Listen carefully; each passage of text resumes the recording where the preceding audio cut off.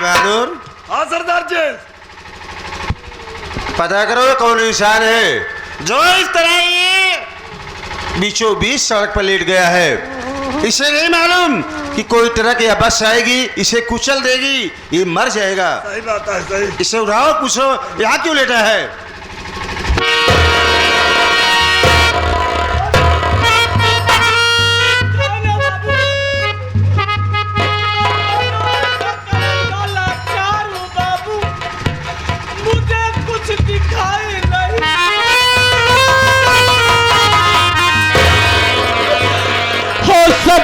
मुझे मेरे घर पहुंचा दो बाबू, बहुत बड़ा एहसान होगा। देखिए मुसाफिर, इस तरह तुम रास्ते में लेटे हुए हो, तुम्हें दिखाई नहीं पड़ता। मेरी बात सुनिए, मैं तुमसे कुछ कहना और जानना चाहता हूँ।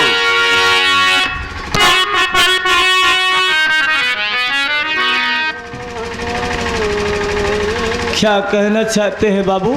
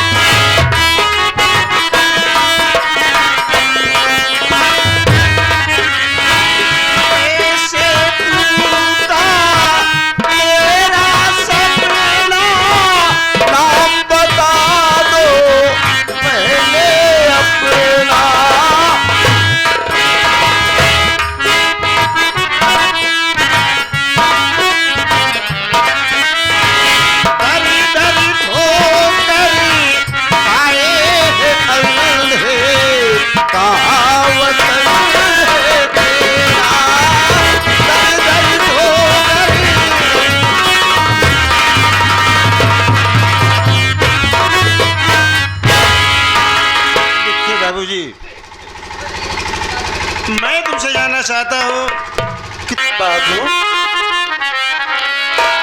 आप मेरा नाम पता, मेरी कहानी को जानना चाहते हैं बाबू, तो मैं जरूर बताऊंगा बाबू।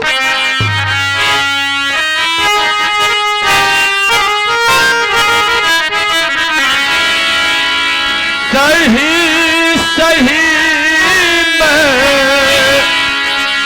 बताऊं है बाबू, सही सही मैं बताऊं, सही सही मैं बताऊं है बाबू,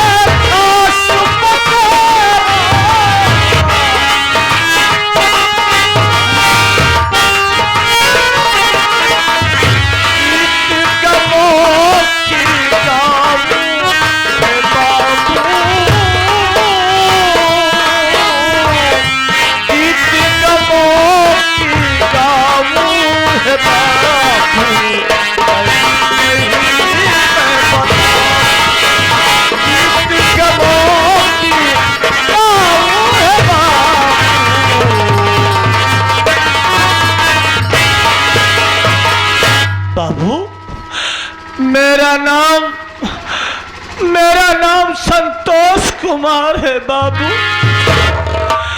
मैं गांव जगापुर का रहने वाला हूँ बाबू।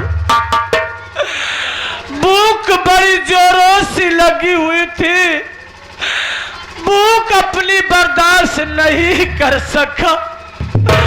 खाना मांगने के लिए भाभी के पास चला गया। फिर क्या हुआ? मेरी भाभी का नाम कलजुगही देवी है।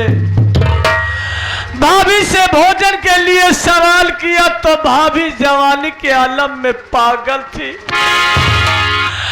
और वो मेरे साथ मुंह काला करना चाहती थी बाबू। जब मैं इनकार कर दिया तो उसने शोर मचा दिया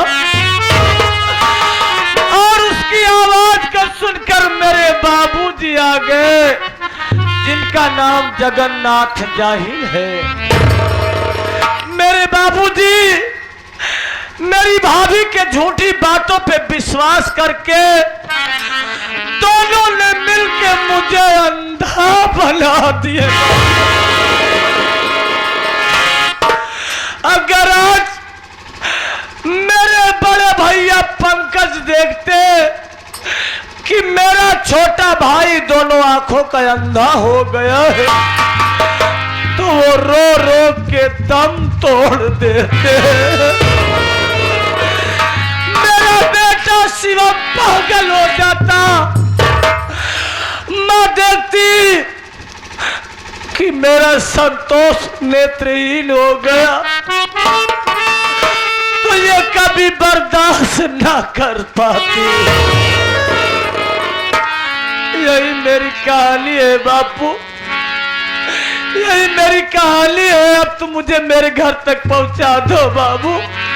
तुम्हारा एहसान कभी नहीं भूलूंगा बाबू, कभी नहीं भूलूंगा बाबू।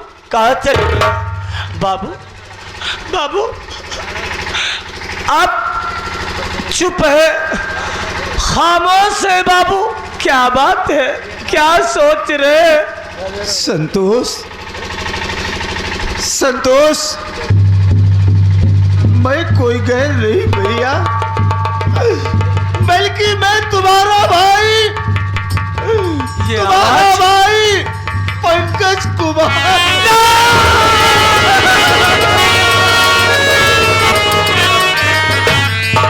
मेरे भैया पंकज, आवाज तो मेरे भैया की लग रही है। भैया कहाँ हो? भैया कहाँ हो? भैया भैया भैया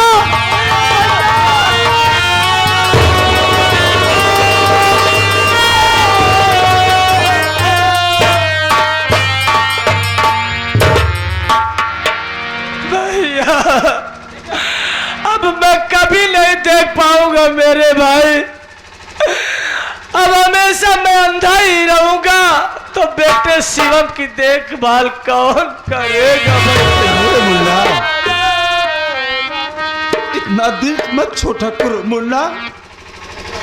अरे मुन्ना, उस मालिक के यहाँ देर है, अंधेर नहीं है मुन्ना। चल मेरे साथ।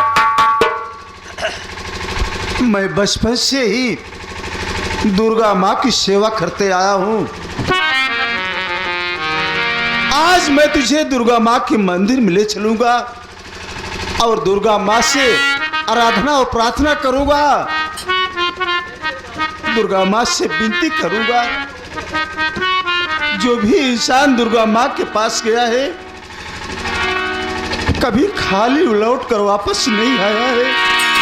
चल मुन्ना, मेरे साथ चल। दुर्गा माँ की कृपा होगी तो तेरे आंखों में रोशनी वापस आ जाएगी। क्या भैया? चलिए भैया, जो हमने दास्तां अपनी सुनाई तो आप क्यों रोए? तो हमने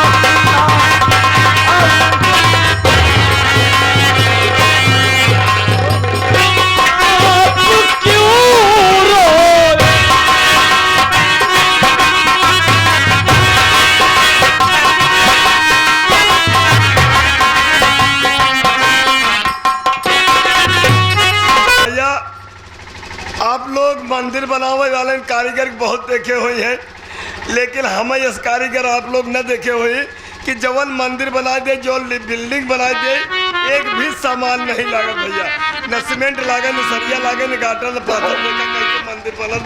केवल मात्र 2 मिनट में मंदिर बन के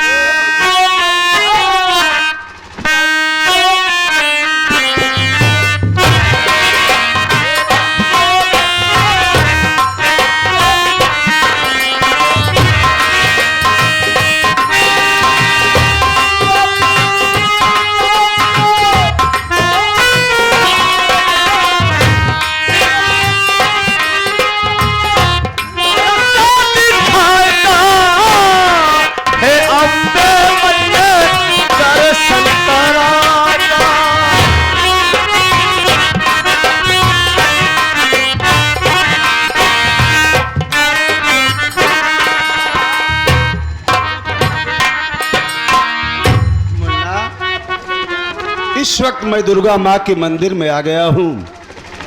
बैठ जाओ मुन्ना। अच्छी बात।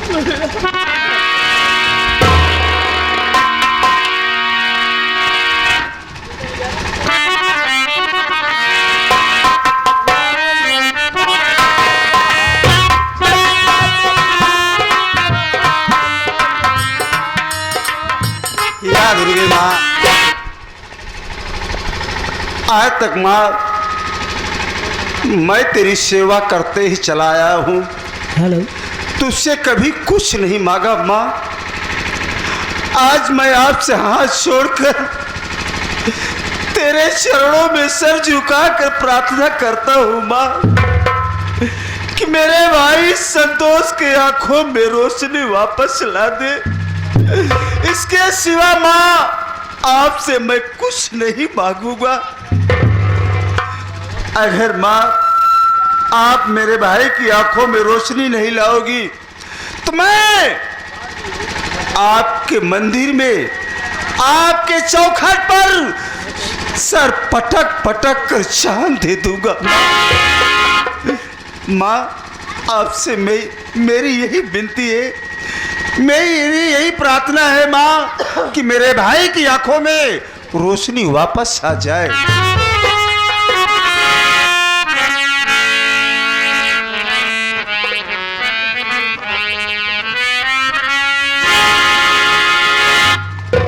माँ, मेरे भाई की आंखों में रोशनी वापस आ जाए माँ। अगर ऐसा नहीं करोगी माँ तो मैं आपके चौखट पे सर पटक पटक के रुक जा बेटा, रुक जा। मैं तेरी भक्ति और आराधना से अति प्रसन्न हूँ बेटा।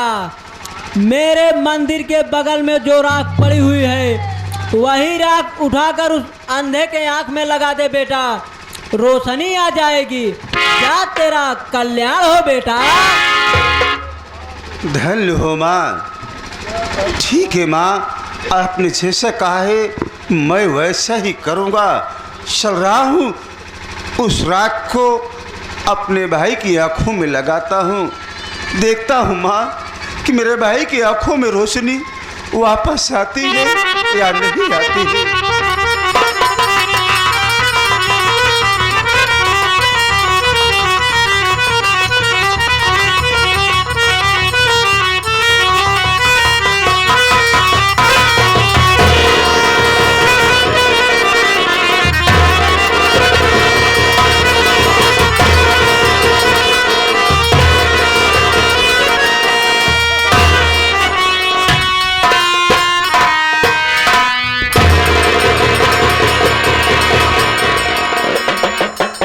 मैं सब कुछ देख सकता हूँ। मेरे आंखों में रोशनी आ गई, मुझे सब कुछ दिखाई देने लगा। मैं सब कुछ देख सकता हूँ। आदि शक्ति माँ तुम्हारी जय हो। जगत जननी जगदम्बा तुम्हारी जय हो माँ, तेरी जय हो। भैया ये क्या भैया,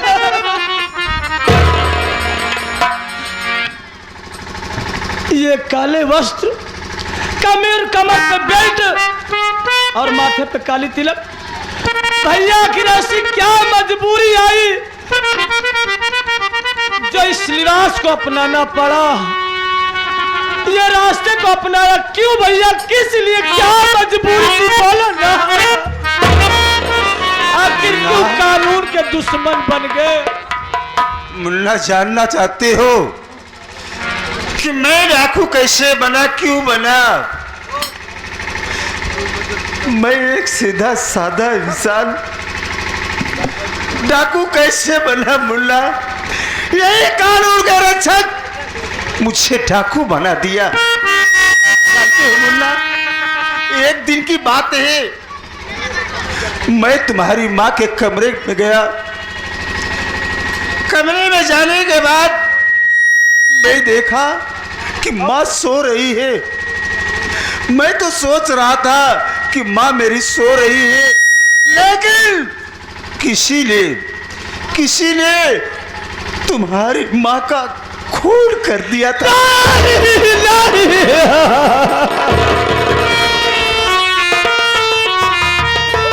नहीं मुन्ना, खून करने के बाद पुलिस को फोन कर दिया।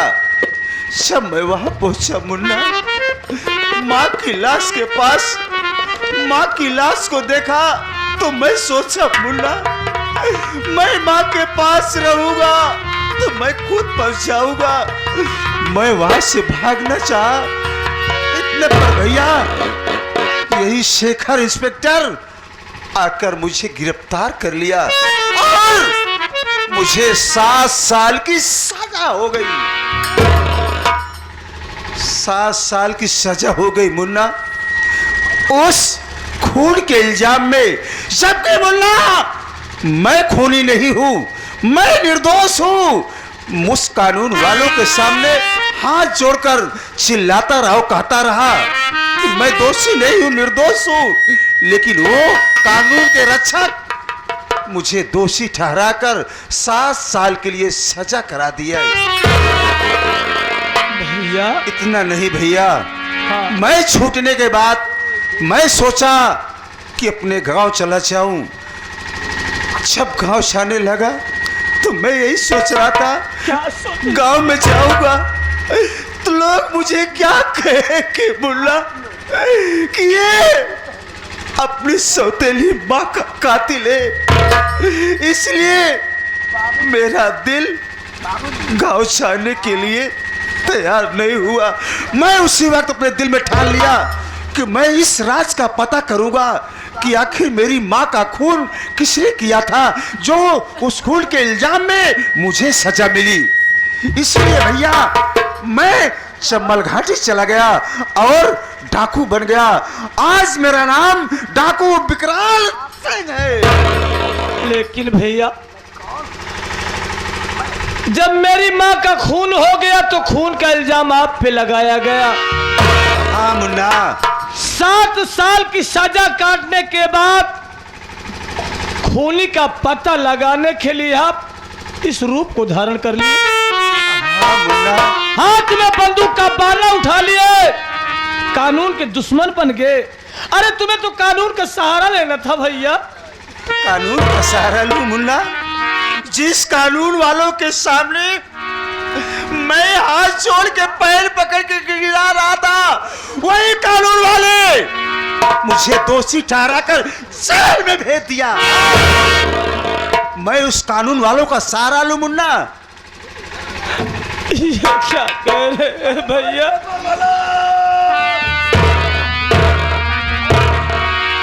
अरे पेपर वाले भैया, जरा इधर आओ। क्या बात है?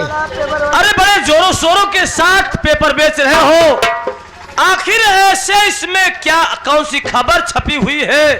ऐसी क्या न्यूज है जो इतने जोर शोर से बेच रहे हो? क्या बताओ यार? अरे वारदात तो रोज होते रहते हैं। बात रोज होता है, लेकिन आज का जो वारदात हुआ है, हाँ, जो बात है भाई, एक सावित्री नाम की औरत है जो कि अपने ही 5 दिन के मासूम बच्चे का कत्ल करके उसका खून पी लिया है, और उसी के इल्जाम में कल उसका चालान होने वाला है। क्या कहा? सावित्री नाम की औरत अपने ही बच्चे का खून करके उसका खून पी लिया?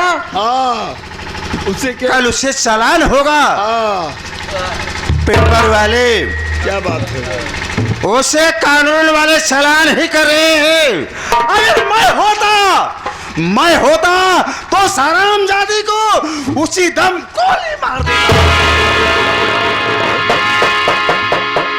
अगर वो हरामजादी अपने ही औलाद का खून करके खून पिया था तो मैं होता उसी दम उसे जान से मार देता।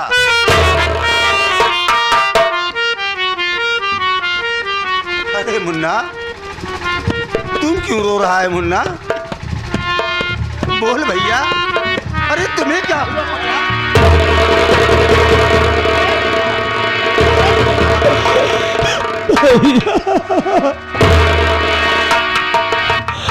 अरे जिस औरत का जिक्र हो रहा है, जिसका चालान होगा वो कोई गैर नहीं, मेरी धर्म पत्नी सावित्री है।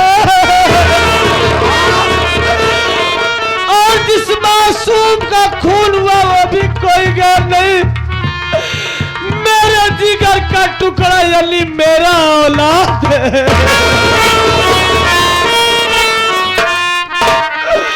भैया मुन्ना, अफसोस इस बात का है कि आज वो इस मकाम पर पहुंची है और मैं इस मोड़ पे। भैया मैं परदेश में था, तो मुन्ना परदेश से आने के बाद अपने घर देखता क्या हूं, घर का दरवाजा खुला हुआ था। उस वक्त सावित्री बेहोश पड़ी हुई थी। सावित्री के मुख में खून देखकर और बगल में क्या देखता हूं कि बगल में मेरे मासूम बेटे की लाश पड़ी हुई थी और खंजर भी लहू से भीगा हुआ था जिससे उसका कत्ल किया गया था। मैं सोचा बेचारा नहीं,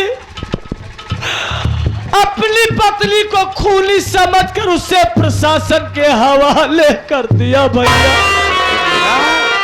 ये तुमने क्या किया मुन्ना? उसे कानून के हवाले कर दिया, लेकिन आज उसके चालान होने का गम नहीं, अफसोस इस बात का है जब मुझे खामखा अंधा बना सकते हैं।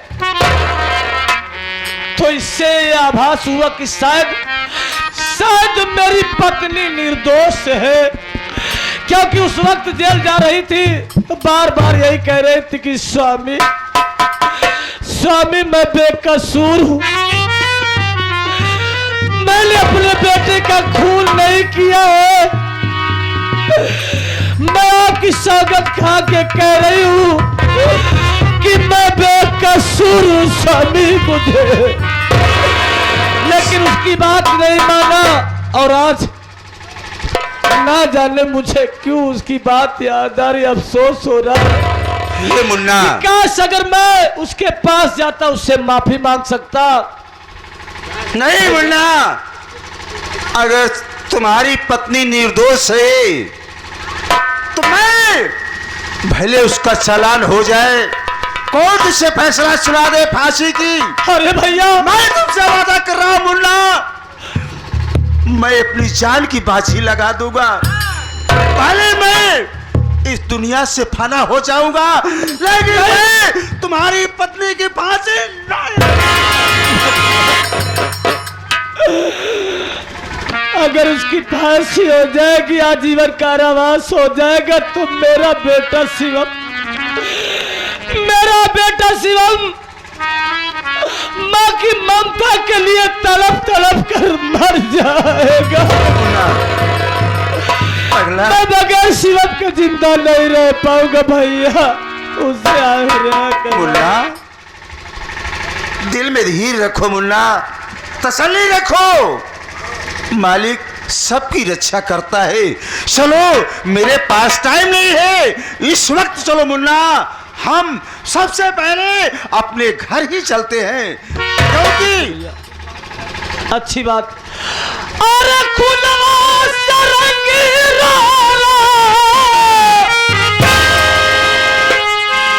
कि खुलवा